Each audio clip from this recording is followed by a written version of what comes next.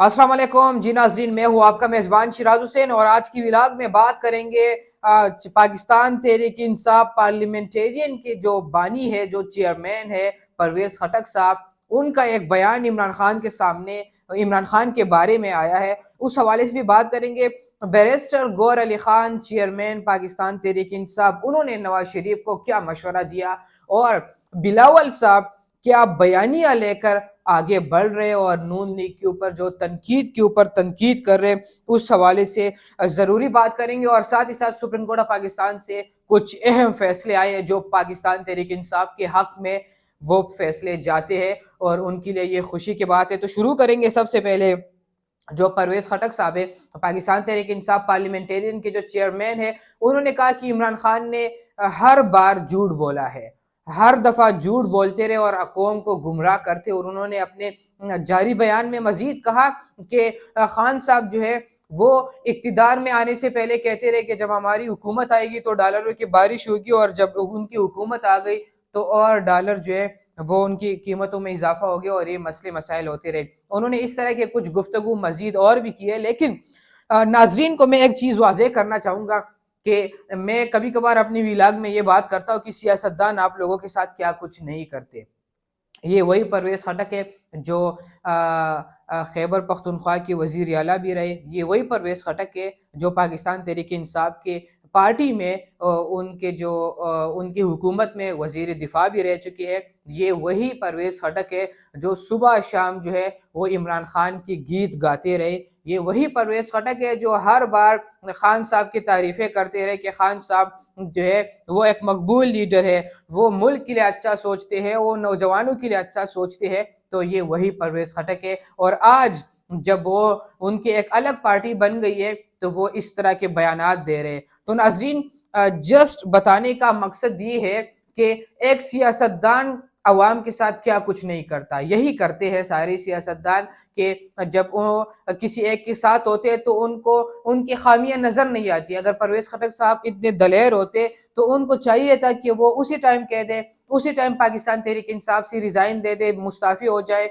और जो उनका रास्ता है खान का वो छोड़ दे और आप जाके उनके ऊपर फिर तनकीद करें। तो वो तनकीद बनती भी है कि आप एक पार्टी के रुकन है, एक सीनियर रहनुमा है, खान की इतनी नज़दीक है और आपने पार्टी छोड़ दी है इस वजह से कि आपके जो चेयरमैन है वो झूठ ज़्यादा बोलते हैं। तो परवेज़ खटक साहब को उस टाइम जाकर ये चीज़ें करनी चाहिए थी। अभी वो एक बयानिया इम्प्लीमेंट करने की कोशिश कर रहे हैं कि खान ये करता था तो खान वो करता था।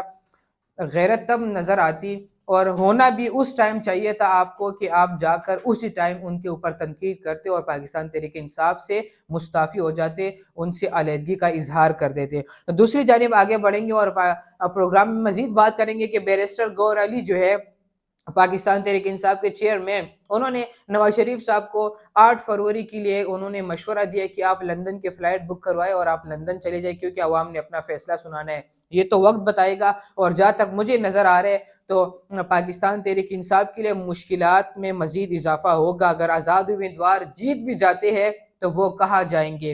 2018 की अगर हम बात करें तो जहांगीर तरीन ने भी खान साहब की बड़ी खिदमत की थी और उन्होंने अपने हेलीकॉप्टर को तकरीबन पाकिस्तान की हर जगह पे वो चले गए उस हेलीकॉप्टर के ज़रिए और उन्होंने आज़ाद उम्मीदवारों को भर भर के खान के कदमों में उनको पेश किया और उन्होंने पाकिस्तान तहरीक इंसाफ में शमूलियत का ऐलान किया और वो जाके उनकी हुकूमत बन गई। तो ये 2018 में भी हुआ था।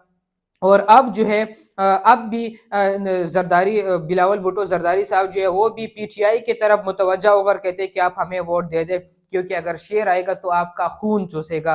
तो इस तरह के बयानात उधर से भी आ रहे हैं। तो बैरिस्टर गौहर अली ने जो मशवरा दिया वो ये है कि 8 फरवरी को नवाज शरीफ साहब को लंदन जाना चाहिए। तो मुझे नहीं लगता क्योंकि नवाज शरीफ साहब इतने बच्चे तो नहीं है, वो बड़े तगड़े सियासतदान हैं और वो वापस वतन अगर आए तो वैसे नहीं आए, उसके अंदर ज़रूर कुछ न कुछ है। दूसरी जानिब अगर हम बात करें तो जो बिलावल साहब है वो कहते हैं कि पाकिस्तान तहरीक इंसाफ वालों को एक तरह का पैगाम देते कि आप जो है वो हमें वोट दे दें और आज़ाद उम्मीदवारों के ऊपर भी वो ज़्यादा फोकस करेंगे।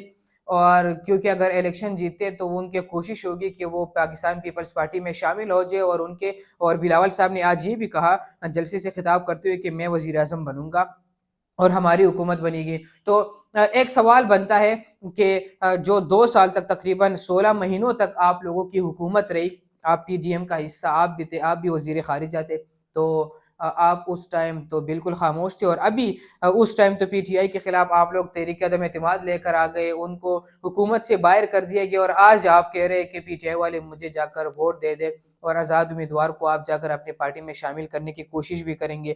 تو یہ جو چیزیں ہیں تو یہ سیاست ہے, اور سیاست میں تو یہ ساری چیزیں چلتی رہتی ہیں, اس وجہ سے اس طرح کے بیانات آتے ہیں. دوسری جانب بات کریں گے کہ جو سپریم کورٹ سے کچھ اہم فیصلے آئے ہیں, اور فیصلے یہ ہے کہ جو سرم جاوید ہے, باقی کچھ لوگ ہیں, پرویز الہی ہے, ان کو الیکشن لڑنے کی جو اجازت ہے وہ سپریم کورٹ آف پاکستان سے مل گئی ہے. تو یہ بھی پاکستان تحریک انصاف کے لیے بھی اچھی خبر ہے, کیونکہ ان کو اجازت نہیں مل رہی تھی. بہت زیادہ سینئر رہنما یہ تھے کہ ان کو پرمیشن نہیں تھی اور وہ الیکشن لڑنے کی اہل نہیں تھے. تو سپریم کورٹ کا آج بڑا فیصلہ ان کے حق میں جاتا ہے. اور اپنے میزبان شراز کو دیجیے اجازت, اللہ نے کے بعد.